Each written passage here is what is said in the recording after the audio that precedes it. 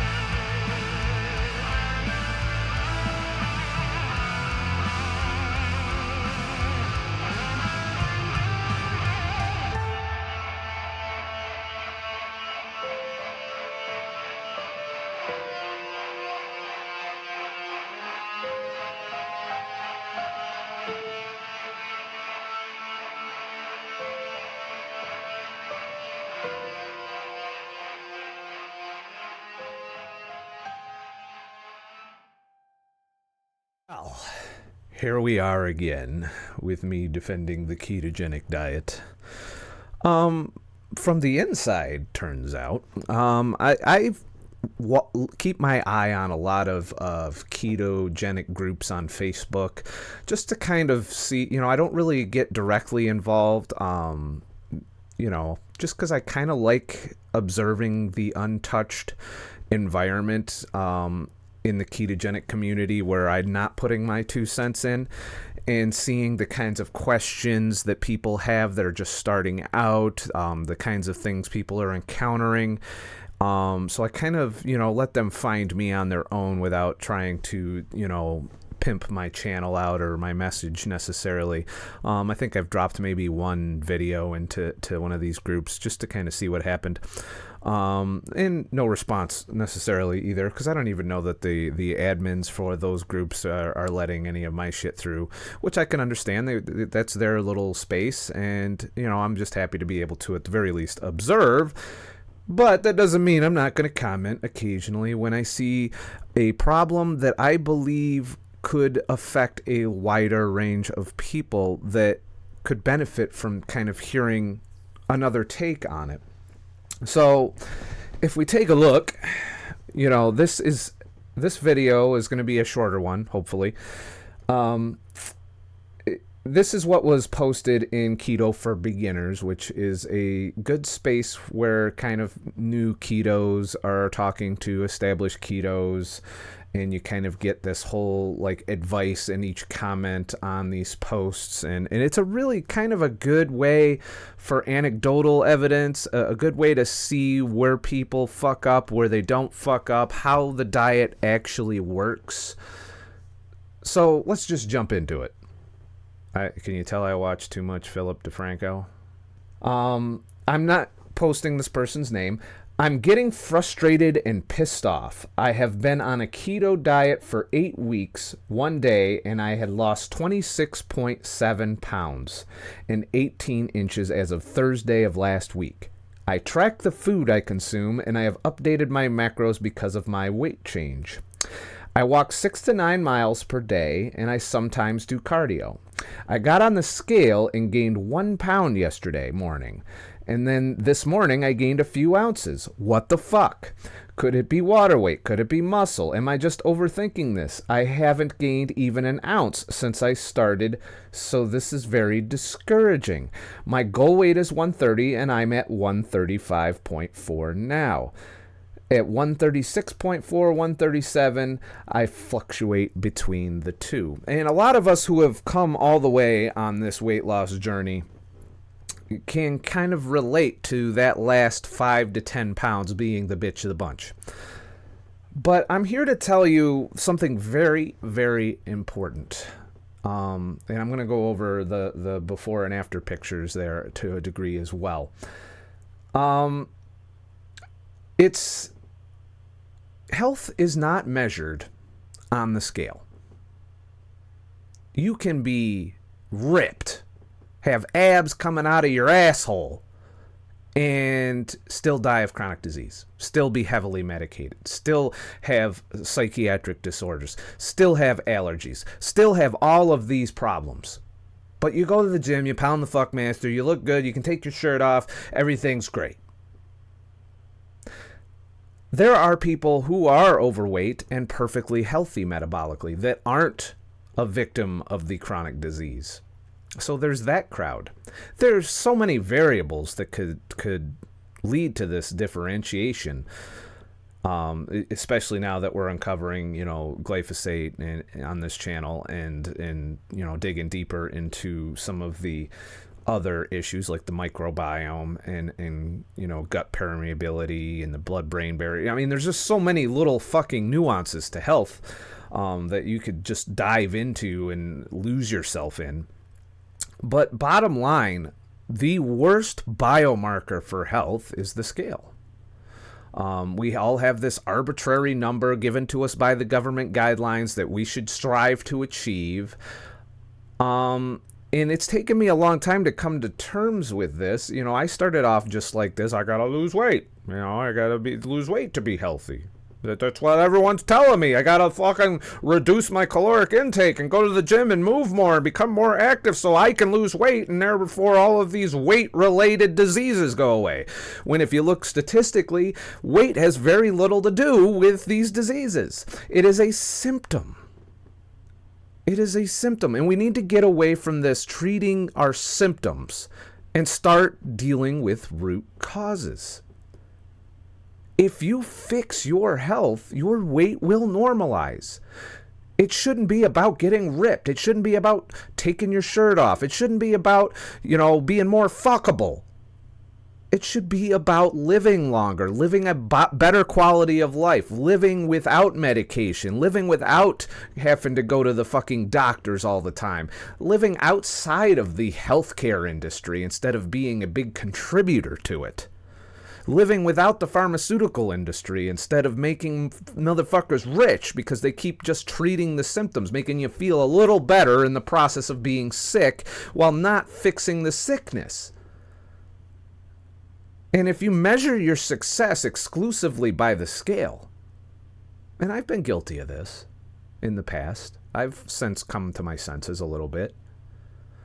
If I were to go by the scale right now, I would consider myself a failure. I'm at 189. I wanted to be at 184. I got to 184. I went back to 189 when I started eating keto full time instead of doing ADF. I've stayed at that weight. My body has stabilized at that weight consistently, regardless of how much I eat. I've tested it. I've eaten more. I've overeaten on some days, and I've undereaten on other days.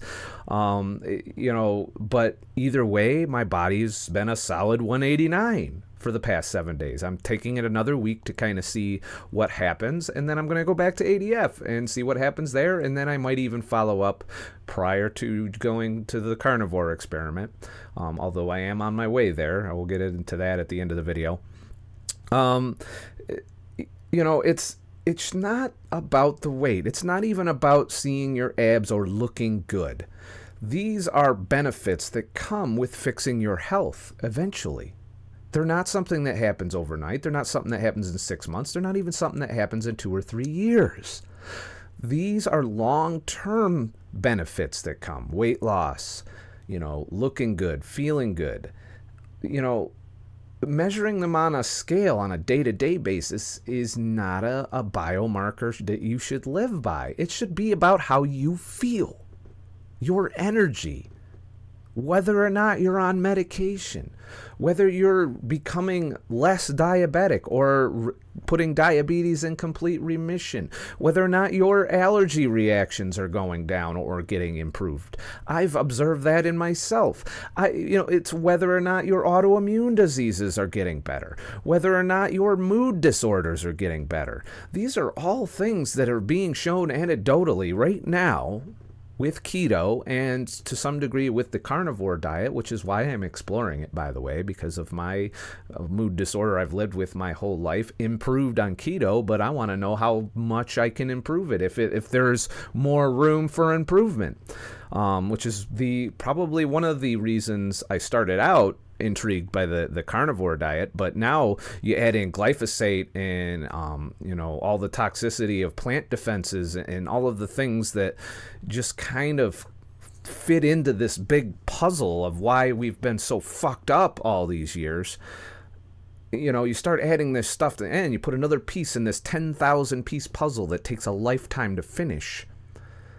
And the picture starts to come into focus a little bit more with each little piece that we insert into this puzzle. And that's kind of where I'm at. That's why I do what I do. That's why I do this research. I want to know, because I've seen such dramatic changes by stepping outside of what everyone is telling us to do, that I want to continue to do that. I want to continue to explore alternate possibilities that maybe should be looked at on a more scientific level, but no one's fucking doing it, because a lot of these things do not profit the status quo industry, the industrial food environment, the pharmaceutical environment, and the healthcare industry, and of course diet and fitness industry is in this constant state of telling you so much contradicting shit that it's hard to even know what the fuck's going on.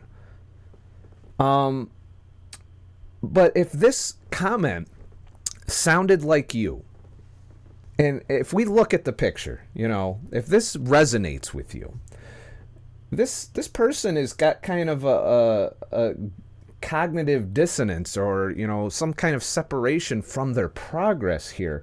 I see somebody on the left that's unhealthy, and I see somebody on the right that is perfectly healthy, aesthetically.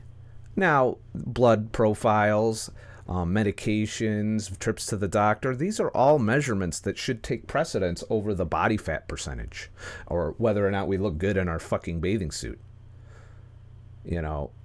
But that's not how we work, apparently. We're too vain or too concerned with looks, and we think that somehow if we look better, that we'll be happier, when it's really not about that. It's more about if we're healthier, we'll feel better.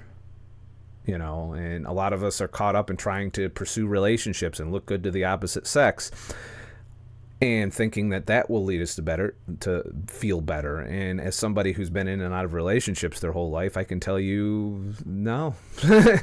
No matter how many relationships I seem to get into, I don't feel much better than when I'm single. And in fact, there's some cases where I felt completely worse in every possible way.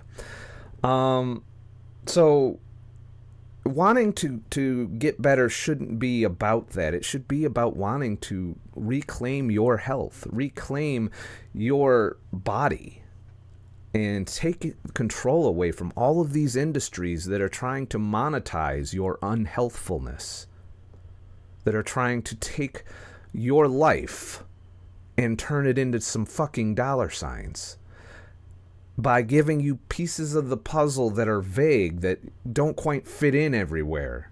They look like they could be part of the big picture, but they don't quite fucking fit. I'm really beating this fucking metaphor to death and shit. It's not about the scale. And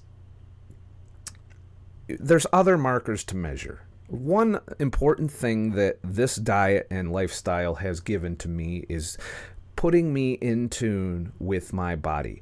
Turns out when you feel good on a regular basis, that every time you fuck up and feel bad, it stands out like a sore thumb.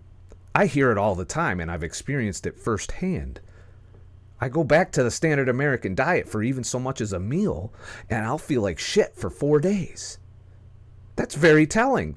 And because I've turned down the noise on my health, on the way I feel, I've gotten rid of a lot of negative health, negative feelings, negative energy, negative fucking markers, that I feel good enough now, and now it's to the point where feeling good is normal, that when I don't feel good, I know it. And when I feel great, which is occasional, which means I'm not quite to where I should be, I should feel great all the time, I would think. It's not a realistic goal. Let's face it. There's so many variables in health that I still don't believe optimal health is achievable, given our environment, given the conflicting knowledge and data, given the poisons in our food system and our environment. It's really, it's a neurotic rabbit hole that if you try and you end up focusing on these little narrow pieces of the puzzle instead of the big puzzle, instead of the big picture. We focus on these little pieces because they fit. And then we put all of our eggs in that basket without really stepping back and looking at where we are as far as putting this puzzle together, as far as seeing what picture is forming from all of these little pieces that we keep finding. And one of the rabbit holes, one of the pieces that gets focused on the most is obesity and weight and the scale.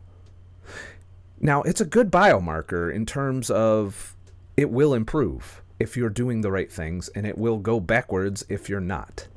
However, there are some people that biomarker isn't even available to because they do not have the capacity to put that much fat in subcutaneous fat. They end up spilling over into their organs. They end up succumbing to serious metabolic disease, chronic disease, inflammation, and consequences long before they can put enough fat on their ass to say, hey, I might want to change my fucking ways.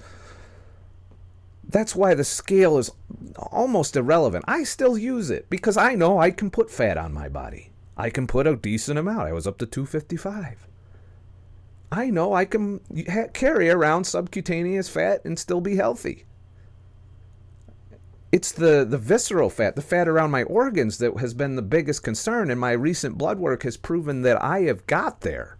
I am good in the visceral fat department. My liver measurements were good. My ALT, I think it was. There's so many. My blood triglycerides are spot on. Some would argue on the high side of spot on, but good enough given the shit that I know about HDL and triglyceride ratio. There's so many biomarkers. My blood sugar, A1C, it's 4.8. Most people are happy with 5.8 or 5.6. They're like, holy shit, I'm the diabetes. 4s. I've been in the 4s consistently. I started out at 5.2, 5.3 or something like that. I don't know. I have to go back and look. But, and people are happy with the 5s. And here I wasn't happy with the 5s because it went up. And it was going up, and there was signs that prediabetes was beginning to happen. And I caught it at such an early time that I was able to knock my A1C down into the 4s and stay there for years. That every time I prick my finger for blood sugar, I'm in the 70 to 80 range. I have not seen a 90 or 100 in my blood sugar in a long time. I did back then when I started. I was getting 90s and 100s. It's come down over time, slowly, over a 3-year period. You can see it in my blood work video, where it started out in the 90s and dropped and then stayed dropped, which is why my A1C stayed at 4.8.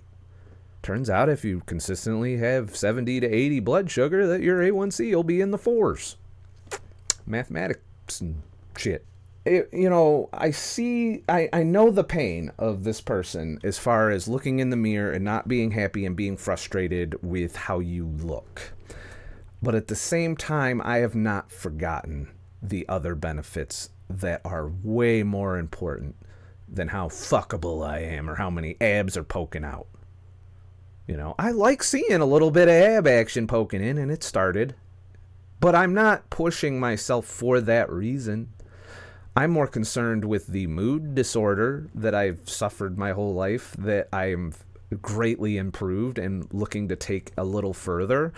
I like that my belly fat measurement is now in the 34s consistently. Even this past week with just full keto eating and a minimum amount of fasting of 16 hours, sometimes 18. And, eating comfortably when I eat. Sometimes when I'm not even hungry, I'm just bored, I'll go out and snack. I am really trying to push the calories a bit in the diet and kind of overeat a little on keto just to see how much weight do I gain. And I've plateaued going up at 189. I'm at the upper end. If I go back to ADF, that's going to drop back down to 184. If I do a fat fast, I might even see lows, new all-time lows. I may hit 179 if I do a long fat fast. Those are all things on my list of shit to do in prep for the carnivore trial, where I strictly go animal only. I don't know if I'm going to eliminate coffee. Let's face it. You know, some of the big advocates like O'Hearn, I think her name was, they still drink coffee. They still occasionally have some baker's chocolate. You know, it's not. It doesn't need to be as strict as we make it out to be. I do believe in the elimination version of the diet. Start out at meat only, which I plan to do for 30 days with coffee. Yeah, because let's face it, I like my coffee. It's not going to go anywhere. It's my one vice that I continue to do that is marginally effective on health.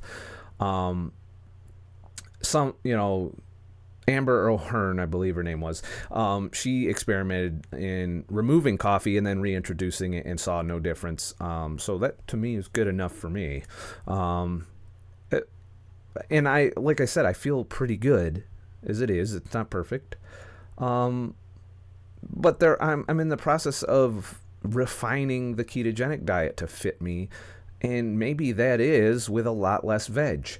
Not eliminating or ruling out being able to occasionally eat vegetable-based or plant-based foods, because there are some plant-based foods I do enjoy.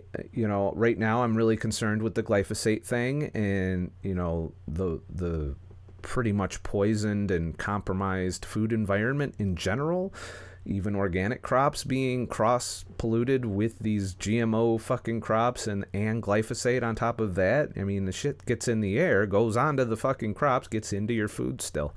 I want to see better measurements of that in our food supply. I want to know what's in my food. I think there should be a fucking ingredient added to the label that tells me the glyphosate level of that food before it gets put into the package. That's something we need to do if we're going to figure out some of these autoimmune diseases and cancer problems that we're having that are linked to glyphosate, sometimes directly linked to glyphosate. So whoever this lady is that did this and was concerned, and I know there are many more like her in the world, you're doing fine. You're doing great. So you're not at your perceived set goal. Don't be in a hurry to get to your goal, or you will get frustrated and pissed off, and you'll fucking give up. You'll stop and you'll try something else because you're not being patient. You're not taking the time necessary to repair yourself. And it does take time. You didn't build the body on the left in a 6-month period or a 1-year period even. It took you several years, if not an entire lifetime, to get to this on the left. Some of you started out as children this way. And then you get over here to the right to someone who looks leaner, normal. You know, yeah, you're not ripped. There's no ab action. You can see a great reduction in the visceral area, which is a huge marker for health. There's plenty of people that the rest of their body looks like this, and they have this pooch here or this pooch here, but the rest of you looks fine. That is a biomarker for inflammation. That is showing that you have a lot of visceral fat, that you probably have fatty liver, you have insulin resistance going on, despite the fact that you're not holding a lot of extra subcutaneous fat. So you got to keep things in perspective when it comes to whether or not a diet is working properly for you. So that's the message I wanted to get out today. For those of you who are stalled on the ketogenic diet or who gained weight a little bit on the ketogenic diet, there's going to be periods of, I had a year. It turns out it was a lot because of the extra cheat days and the carb cycling and the periods of shitty eating kept me from losing, all the way to my goal. And that once I started to spend a hell of a lot more time in ketosis and really make it a permanent, more, systemic lifestyle change, that I started to see progress into my goal range. And I'm at my goal. For all intensive purposes, I could happily maintain it even at 189. Even though the scale might not be quite where I want it, I'm happy with the belly measurement. I'm happy with how I feel. I'm happy with the foods I get to eat. I am trying to work on some of the mood things to improve that further. There's room for improvement in the mood department. I'm not quite at my goal there. I've come a long way. I've improved it dramatically. I want it completely fixed. And it might be unrealistic. I'm going to try. I'm going to test some things out. I'm going to try some things. And a lot of people right now, I get it in the comments, you need to go carnivore. You'll feel so much better. I went carnivore. I feel great. I'm looking at some of the advocates and what they're saying. Amber O'Hearn, Sean Baker, these are, the big names in this pretty much brand new fad, or radical stepping out of the box, that maybe we don't need plant-based products to survive and thrive, which is going to completely piss vegans off everywhere. There's going to be vegans up in arms if more and more carnivores show good results. And, but there's no studies going on. There's no science studying a carnivore diet currently. Some of them might even consider it unethical at this point to do such studies. So the only real data we have to go off for, whether or not plants are involved is honestly studies related directly to glyphosate and GMOs right now, that argue against our chemical farming practices and what they've done to our plants. That is some significant studies that make you wonder. At best, I think, given the anecdotal evidence I'm seeing, best case scenario, plants that are not polluted probably are benign, that they don't provide a massive benefit, but they don't necessarily hurt you as much either. Certain plants. Plants and animals have two different defense mechanisms to survive. And I heard this from Amber O'Hearn. That's who I'm stealing this from. Plants have animals have fight or flight. That's how they avoid getting eaten and killed. Plants can't fight or flight. They have no physical defenses. Well, some of them do. Some of them have thorns and shit. Plants defend themselves chemically. They produce their own insecticides, herbicides. They are able to communicate with each other threats and systemically combat those threats, right? Reducing nutrition in certain parts of the plant. Some plants are inedible most of the time, and only a certain period of the year can you eat them and not get sick.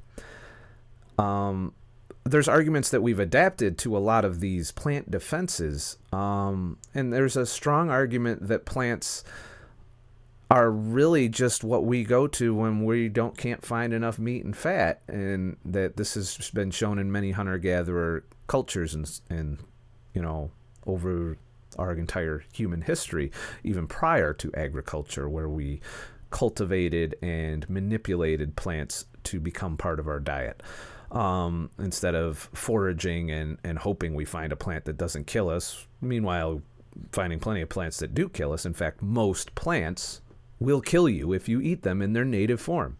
They require tons of processing to remove. Even plants that are on your fucking Whole Foods have to have a certain level of processing to reduce the chemical defenses natural to the plant. Some plants are toxic if you don't cook them well. Some plants are, nutrient deficient. There's all kinds of problems in our plant foods that are vegans seem to be completely oblivious to when they talk about how bad the animal foods are. Our food's fucked on every front right now because of the industrial and chemical food processes. We're feeding our livestock heavily chemically farmed food, and it translates bad no matter what you're eating, really, if you think about it. So we're left here fighting for our health and figuring it out in this hostile food environment, what we can and can't eat, what we can do. Keto and fasting has led me to improve my health dramatically and gotten rid of some of my anti-inflammatory issues as far as allergies go, which means some of the allergens are either not getting through my gut or causing, inflammation reactions in my body. And a part of that is the anti-inflammatory, consequences of fasting and a ketogenic diet. And of stressing the body out. And I just heard today about cortisol being anti-inflammatory, which is the stress hormone that is released when you do a lot of fasting or exercise. So there you go. Eat less, move more, a little healthier because of the cortisol response. Just don't let that scale get you down. Don't let a plateau get you down. Assess how healthy you are based on how you feel, how much energy you have, how many medications you're on, how often you have to go to the doctor for this issue or that issue or the problems you're having. And you should be working on improving those things instead of the number that you step on the fucking scale, which can vary between 8 to 10 pounds in one day, depending on water retention and food weight. And there's more than one factor that goes into that fucking number. How much shit? When's the last time you took a shit? Guess what? There's a 2 to 3 pound swing that can happen there. I know. I've done it. I've weighed myself. I knew I had to shit. Weighed myself. Took a shit. There was a 2 pound swing. So that scale is pretty much bullshit. It's a kind of a good way to keep an eye on which direction you're headed, but it's not a good biomarker for health. And I think anybody looking at her pictures can see plainly the improvement. And she's looking at herself in this last picture and going, I'm still not there. I'm still not happy with how I look, while probably completely ignoring how she feels, how much medication she has to be on, how much allergic reactions does she still have, her mood, there's so many factors in health that go far beyond how much body fat we're carrying. Body fat is healthy in some cases. Subcutaneous fat is perfectly healthy. If you got fat in your arms, your legs, your face, your ass, all perfectly healthy, non-threatening fat. It's a storage of energy that you're doing well with. When it starts spilling over and getting into the organs and muscles, that's where obesity becomes an issue. And the more you can get rid of the fat that's locked up in your muscles and in your organs, the healthier you will be and the better you will feel.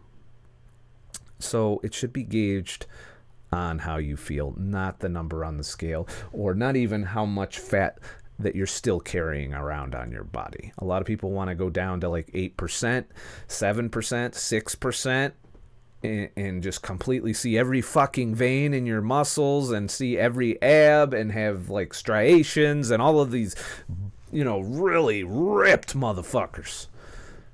That is not healthy in my book. You need to carry around some fat for when famines happen, and famines should happen. There should be a period of tearing down damaged tissue, of autophagy, of cell death and recycling and regrowing new cells. And we don't get enough of that, which is why I'm a fasting advocate as well. So, remember, I'm not a fucking expert. I'm just a fucking asshole.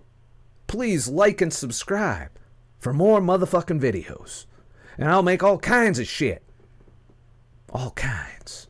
If you found this video helpful and useful and would like to help support the channel so that I can spend time doing all of this research and making videos and communicating with you guys and all of this stuff that I do that takes up most of my day every day, it seems, even on weekends, please leave a tip in the tip jar. The link is in the description at ScottTheTruckDriver.com. Also check out the recommended products page on ScottTheTruckDriver.com. I periodically update it. I haven't done that in a while. I'm going to have to get on that. To add things that I think will help on your health journey, your weight loss, your lifestyle improvement, these are all things that I cover on this channel to one degree or another. I've heavily focused on nutrition right now, but there are other aspects to health that can promote health in a way that we may not have perceived. Like, as I dig more into the gut microbiome, I see that biodiversity is necessary, and that in order to get biodiversity, we actually have to go to other environments and hang out there and be exposed to other microbes that aren't in our present environment.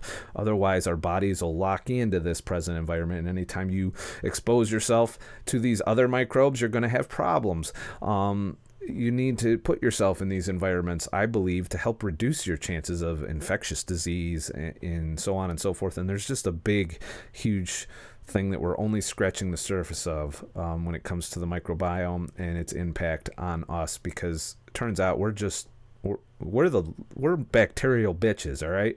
We're here to support the bacteria, not the other way around. We hate to think that, but honestly, we're just a mechanism for them to eat. And which bacteria is predominant in your biome can have a drastic effect on your health and the kinds of food you eat, and even your moods.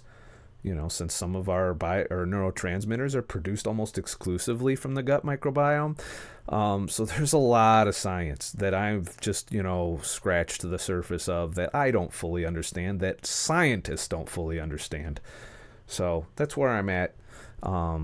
As I've, dipped into the glyphosate issue, I've fallen right into the microbiome because of the fact that it's antibiotic and damages not only our microbiome, but causes a leaky gut situation. It's been shown on slides. So I've got a lot of that going on in my research right now. It seems like the the deeper I dig into this, the more disturbing it is. But there's still hope that we can right the ship. There's natural ways, I believe, that we can, at the very least, not be as damaged as we are right now. Have a nice motherfucking day and shit. And try not going on the scale for like a month and see how that works out.